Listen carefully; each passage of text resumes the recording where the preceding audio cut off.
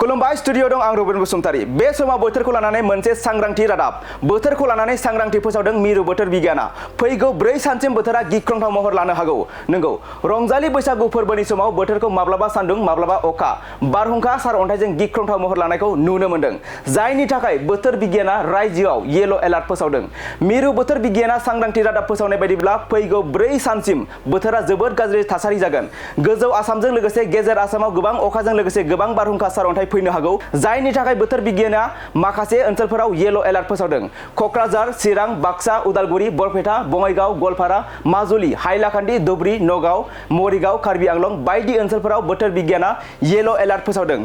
बेनिखायनो नोंथाङा मोनाफोराव बाहेरायाव ओंखारोब्ला सांग्रां जा। बोथोरखौ लानानै सांग्रांथि फोसावदों मिरु बोथोर बिगियाना। फैगौ 4 सानसिम बोथोरा गिख्रंथाव महर लानो हागौ। जायनि थाखाय बोथोर बिगियाना रायजोआव येलो एलार्ट फोसावदों। मिरु बोथोर बिगियाना सांग्रांथि रादाब फोसावनाय बायदिब्ला फैगौ 4 सानसिम बोथोरा जोबोद गाज्रि थासारि जागोन। गोजौ आसामजों लोगोसे गेजेर आसामाव गोबां अखाजों लोगोसे गोबां बारहुंखा सारअन्थाइ फैनो हागौ। जायनि थाखाय बोथोर बिगियाना माखासे ओनसोलफोराव येलो एलार्ट फोसावदों। कक्राझार, चिरां, बाक्सा, उदालगुरि, बरपेटा, बङाइगाव, गवालपारा, माजुलि, हाइलाकान्दि, धुबरी, नगाव, मरिगाव, कार्बि आंलं बायदि ओनसोलफोराव बोथोर बिगियाना येलो एलार्ट फोसावदों। मोनसे गोजोनथाव खौरां। कक्राझार सहरनि जेआइडि रडजों नांजाबनाय सुदेमपुरि गांजेमा बाजाराव थानाय आइ आफा मेड लाइफ बिएम हस्पिटालाव बेराम सोखानो हानायनि गोबां खाबुफोर दं।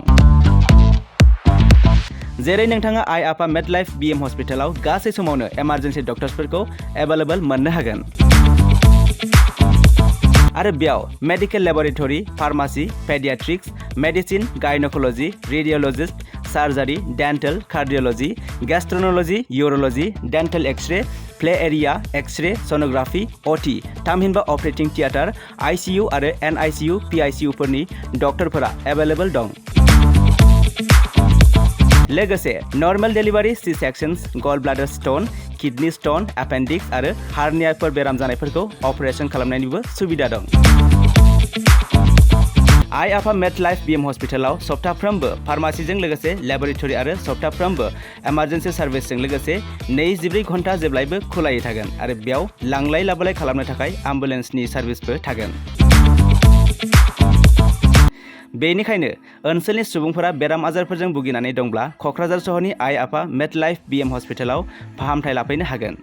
लोगोसे नोंथाङा 9101655430 एबा 8822688026 बे जानबुं नम्बरनि गेजेरजों थोंजों कल खालामना आबुङै खौरां लाहरनो हागोन।